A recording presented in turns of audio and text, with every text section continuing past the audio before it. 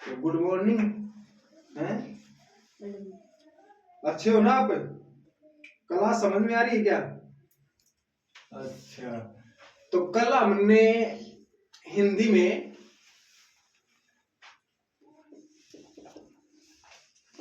ये आपके जो हिंदी में वर्ण चल रहा था ना कल, तो वर्ण है बेटा, तो ये वर्ण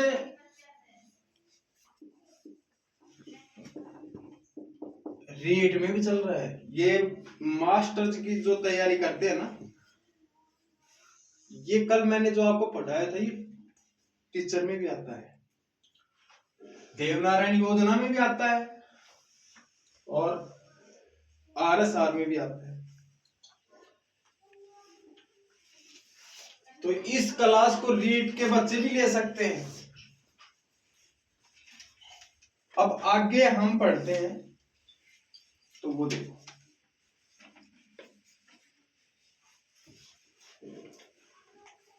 कल एक छोटी सी इंपॉर्टेंट लाइन मैंने बताई दी थी, तो वो इंपॉर्टेंट लाइन क्या है वो नोट करो। दीर्घ स्वर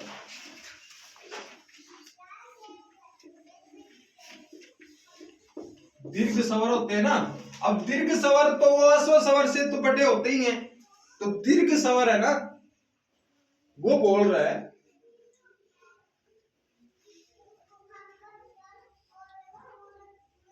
दीर्घ स्वर होते हैं वो ह्रस्व स्वर है। ह्रस्व स्वर के दीर्घ स्वर ह्रस्व स्वर के, नोट करते रहना इस चीज को। ह्रस्व स्वर के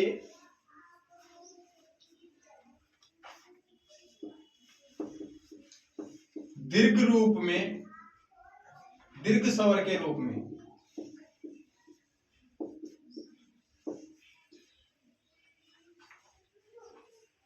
दीर्घ स्वर ह्रस्व स्वर या स्वर, स्वरों कर लो, ह्रस्व स्वरों के दीर्घ स्वर के रूप में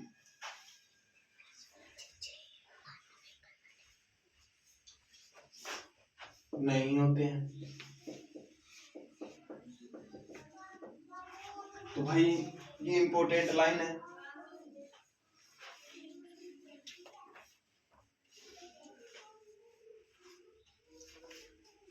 क्योंकि ये क्या होते हैं, स्वतंत्र होते हैं। क्या होते हैं बेटा? स्वतंत्र होते हैं। आपको कोई पूछ ले कि दीर्घ स्वर ह्रस्व स्वरों के दीर्घ स्वर के रूप में नहीं होते हैं, क्योंकि ये स्वतंत्र होते हैं। आया समझ में? आ जाओ, अब नेक्स्ट जो अपना जो टॉपिक है वो देखो भाई।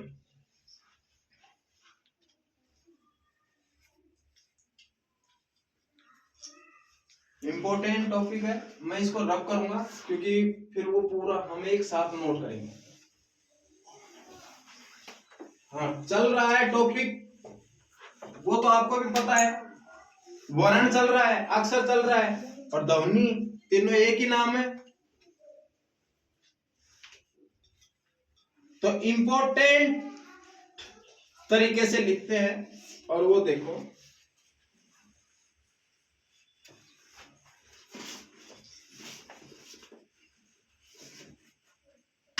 और तो ठीक हो ना आपके घर पर, सब राजी खुशी?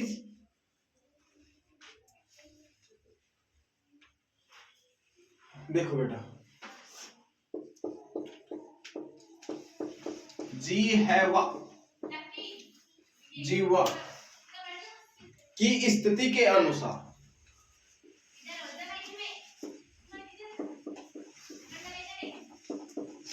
स्थिति के अनुसार, यानी जीवा है ना अपनी, उसके अनुसार स्वरों का विभाजन, स्वरों का विभाजन। अब देखो भाई, इनके आधार पर स्वरों को किस तरीके से बांटा गया है, तो तो ये इंपॉर्टेंट है। उसके बाद में हम टॉपिक वाइज चलते हैं। तो पहला है वो है अगर स्वर। अब इसका है ना वो क्या है, अगर स्वर। अब अगर स्वर किसे कहते हैं, क्या होता है, वो देखो।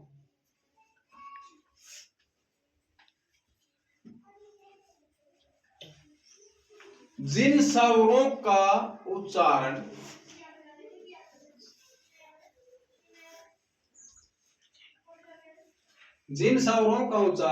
जीभ के अग्र भाग से हो, सक्रिय होता है।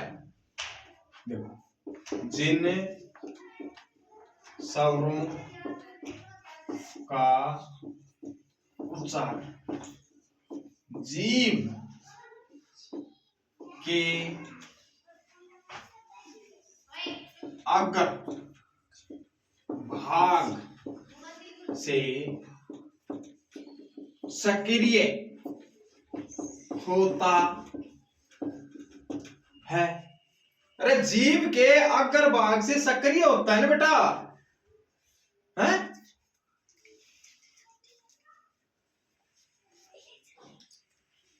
उससे क्या कहते हैं, अग्र स्वर कहते हैं। क्या कहते हैं, अग्र स्वर।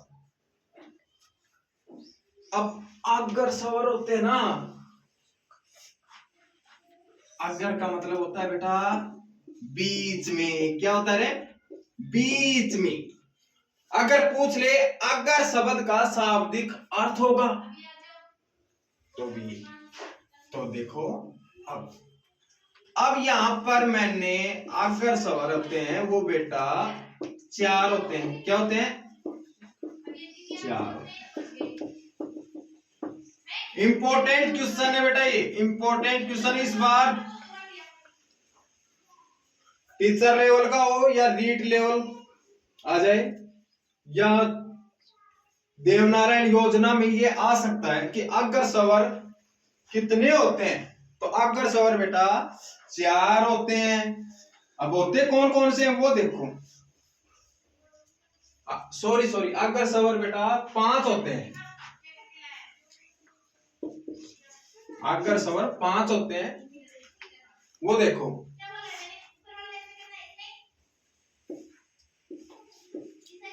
ई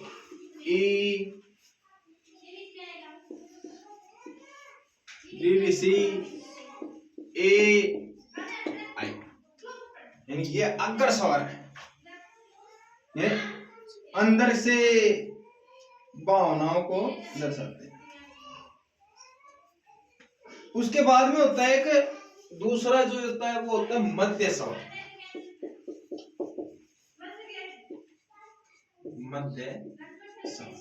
मध्य स्वर किसे कहते हैं, नोट कर लो क्योंकि फिर ऊपर से रब करते आएंगे। देखो मध्य स्वर, देखो जिन स्वरों के उच्चारण में जीभ के मध्य में ही सक्रिय होता है। अरे भाई ये तो क्या था, अग्रभाग में सक्रिय था, और ये बोल रहा है जिन स्वरों का उच्चारण जीभ के मध्य भाग से सक्रिय होता है, उसे क्या कहते हैं बेटा, मध्य स्वर। अगर वहां पर पूछेगा वो मध्य स्वर, ऐसे नहीं पूछेगा वो कि मध्य स्वर किसे कहते हैं, ऐसे नहीं पूछेगा। वो पूछेगा जिन स्वरों का उच्चारण जीभ के अग्र भाग से होता है उसे क्या कहते हैं, तो बेटा अग्र स्वर कहते हैं। अग्र स्वर कितने होते हैं, तो अग्र स्वर 5 होते हैं। अग्र स्वर अब ऑप्शन में आपको दे देगा ये कि ई इमली में कौन सा स्वर है। तो अगर बात की जाए ना तो ई इमली में स्वर कौन सा आता है, ह्रस्व स्वर। लेकिन अगर ह्रस्व स्वर आपको ऑप्शन में न मिले और अग्र स्वर आपको ऑप्शन में मिलता है तो बेटा अग्र स्वर आए। अब जो ये मध्य स्वर में आते हैं तो मध्य स्वर होते हैं ना वो ओनली फॉर एक होता है। अब देखो मध्य स्वर एक होता है बस। और वो कौन सा होता है वो देखो यहाँ पर जैसे लगा ले बेटा, इंपॉर्टेंट है। और ये तीर का निशान ये जैसे आ गया, वो कौन कौन सा होता है वो ए अनार अकेला ही होता है मध्य स्वर में। उसके बाद में आता है बेटा पश्य स्वर। पश्य का मतलब होता है पीछे का भाग, एंड वाला भाग। तो मैं रब कर दूं क्या? अब इसका तो ये इसका ही चल रहा है, जीवा की स्थिति के अनुसार स्वरों का विभाजन। अब ये 3 प्रकार के होते हैं। ये देखो अब तीसरा देखो,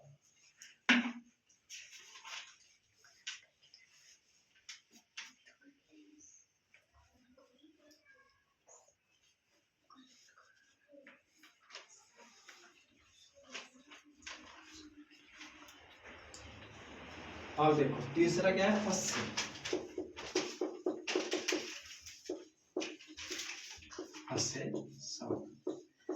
अब ये क्या कहते हैं, जिन स्वरों का उच्चारण जीभ के पीछे के, यानी जीभ के पीछे के भाग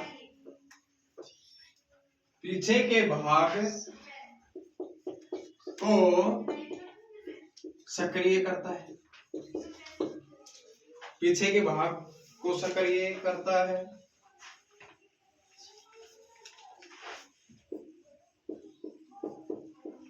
उसे पश्य स्वर कहते हैं। क्या कहते हैं? पश्य स्वर। पश्य स्वर बेटा 6 होते हैं। कितने होते हैं? 6 होते हैं। पश्य स्वर 6 होते हैं। ये देख लो बेटा, अंडरलाइन कर दिया मैंने इसको। ये 1 होता है और वो 4 होते थे, 5 होते थे। देखो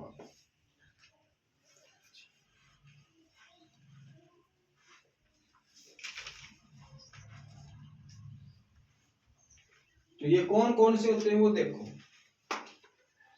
मैं आरंभ करता हूँ। जैसे आ, उ, ओ, औ,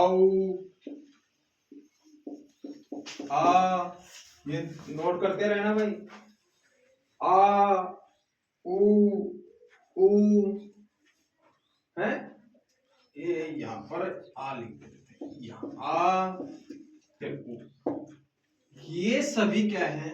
पश्य स्वर। क्या है? पश्य स्वर। नोट करो बेटा, जल्दी करो। क्यों?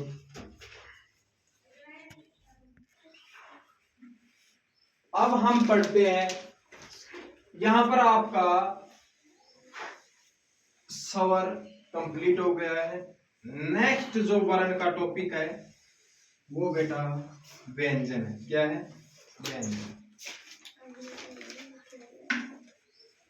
अब व्यंजन हम पढ़ते हैं, जो वर्ण का दूसरा भाग होता है वो भाग है वो क्या है? व्यंजन। क्या है? व्यंजन। स्वर में तो क्या था कि अन्य वर्णों की सहायता नहीं लेनी पड़े, और इसमें क्या है? अन्य वर्णों की सहायता लेनी पड़ती है। तो यहां पर इसका लिख लो, जिन वर्णों को बोलने में अन्य वर्णों की सहायता लेनी पड़े। अन्य वर्णों की सहायता लेनी पड़ती है या लेनी पड़े, उसे व्यंजन कहते हैं। फिर कुल व्यंजन 33 होते हैं बेटा, ठीक है। व्यंजन के 3 भेद होते हैं।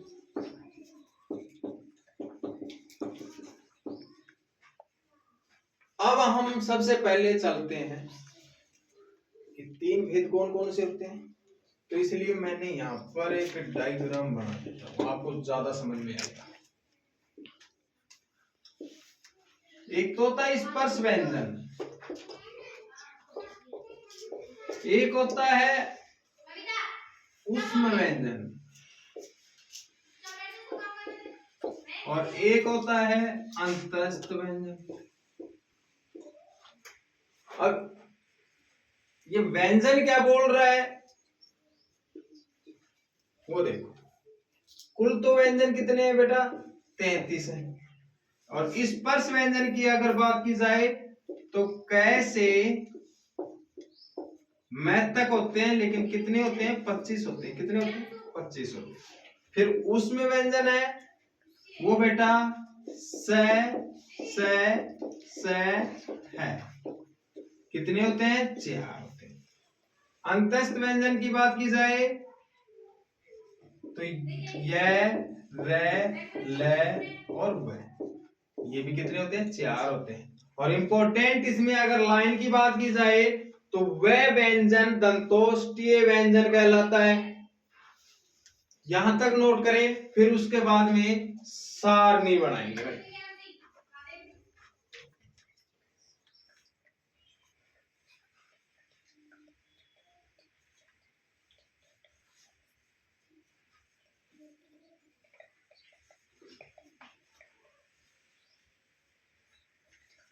जब आप छोटे थे तो कै कबूतर ख खरगोश पढ़े थे, हैं? देखो आज आपके वापस वो आ रहे हैं, तो मैं इसको रब कर देता हूं और ले चलते।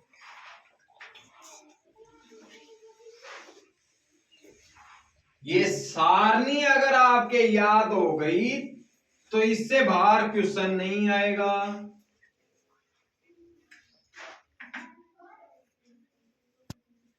ये हमारे पास एक सारणी, ठीक है। अब इसमें क्या है, देखो स्पर्श व्यंजन है वो आपको पता है 25 होते हैं, ठीक है।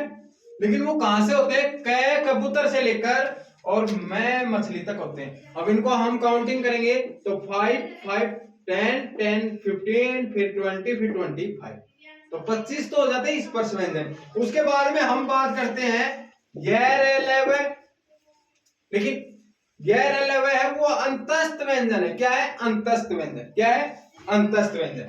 लेकिन वह व्यंजन मैंने अभी बताया था पहले, उसको दंतोष्ठीय व्यंजन भी कहते हैं। अब इससे हम पहले चलते हैं तो डै डमरू और डै डखन है वो बेटा द्विगुण व्यंजन कहलाते हैं। द्विगुण व्यंजन, इसको नोट कर लेना इस सारणी को। और इससे बाहर अगर आपके कोई एग्जाम में क्वेश्चन आ जाए तो बता देना। एक सारणी और है वो नेक्स्ट बता देगा। जितना मैं पढ़ा रहा हूं इससे बाहर कोई क्वेश्चन नहीं, ज्यादा वीकली जाने की कोई कोशिश न करें। उसके बाद में देखो उसमें व्यंजन से है। और संयुक्त व्यंजन कितने होते हैं, तो वो भी बेटा 4 ही होते हैं। अक्षय की तरह तरतर सूल ज्ञानी और सर। अगर आपसे कोई क्वेश्चन पूछ ले संयुक्त व्यंजन कितने होते हैं, तो आपका सटीक उत्तर क्या होना चाहिए, 4। उसमें व्यंजन कितने होते हैं, 4। अंतस्थ व्यंजन कितने होते हैं, 4। वह व्यंजन को क्या कहते हैं, दंतोष्ठीय व्यंजन। और स्पर्श व्यंजन कितने होते हैं बेटा, 25। कितने होते हैं, 25। ये आप सारणी में न करें, हाँ इसको मैंने नीचे लिखवा दिया है।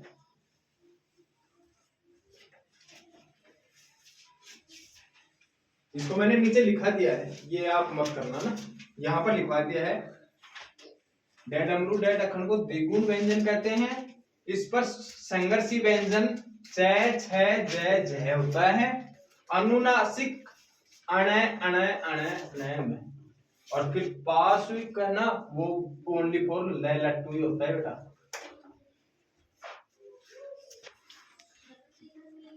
इसको नोट कर लेना। आज आपका ये टॉपिक खत्म हो जाएगा, यानी समाप्त हो जाएगा। फिर नेक्स्ट हम संज्ञा की ओर चलेंगे कल। तो इसको नोट कर लेना। ये उच्चारण स्थानों के आधार पर स्वर और व्यंजनों का वर्गीकरण। अब देखना इधर कंठ है, जो कंठ के आधार से जो शब्द बोले जाते हैं ना, वर्ण बोले जाते हैं, तो स्वर तो कौन कौन से हैं? ए, अनार और आम, ये कंठ से बोले जा रहे हैं। फिर व्यंजन कै, ख, ग, अड़े, और उसमें व्यंजन में है जो कंठ से बोलते ये। फिर तालव्य, तालव्य यानी अंदर, यानी ई कहां से? अंदर से आ रही आवाज ई। फिर जय, छय, जय, जय, ये व्यंजन हो गए। अंतस्थ व्यंजन में ये आ गया ये, और उसमें व्यंजन में से। फिर मूर्धन्य, ऋषि तो हो गया स्वर, टे, ठे, डे, डे, अणे। ये देखो मैंने 2 बार इसलिए लिखवा रखे हैं क्योंकि इसके जो नीचे है बिंदा, इसलिए देख लेना। फिर ये अंतस्थ व्यंजन है वो र है, और उसमें व्यंजन है वो स है। धनत्य यानी दांत से, जिन वर्णों को दांत की सहायता से बोलते हैं वो देखो, तै, थे, दै, न, दै, न। फिर अंतस्थ में आ जाता है ल, और उसमें में आ जाए स।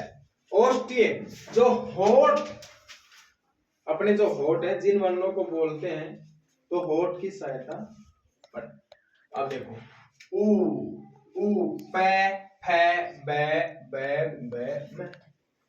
उसके बाद में आ जाओ कंठ तालु, ए, आई, कंठोष्ठी में आ जाओ ओ, औ। दंतोष्ठी में आ जाओ, मैंने लिखाया था थोड़ी देर पहले कि दंतोष्ठी व्यंजन वह होता है, क्या होता है? वह होता है। उसके बाद में नासिकीय, जो नाक में ध्वनि पैदा करे, अणे, ने, मणे, ने, में। और ये भाई आयोग वा में आ जाता है, ये तो है आपका चंद्र बिंदु। उसके बाद में देखो फै, फल, वर्ण दंतोष्ठ में भी शामिल किया जा सकता है, किया जा सकता है। अगर आपको ऑप्शन में दंतोष्ठ मिल जाए तो आप कर सकते हो। अगर आपको ऑप्शन में मान लो ओष्ठीय मिल गया, आपको अगर ऑप्शन में ओष्ठीय मिल गया और दंतोष्ठ भी मिल गया तो आप यही करना। अगर ये नहीं मिलता है और ये मिल जाता है तो ये कर देना, और ये मिल जाता है और ये नहीं मिलता तो ये कर देना। चिन्ह मैंने कल भी बताए थे कि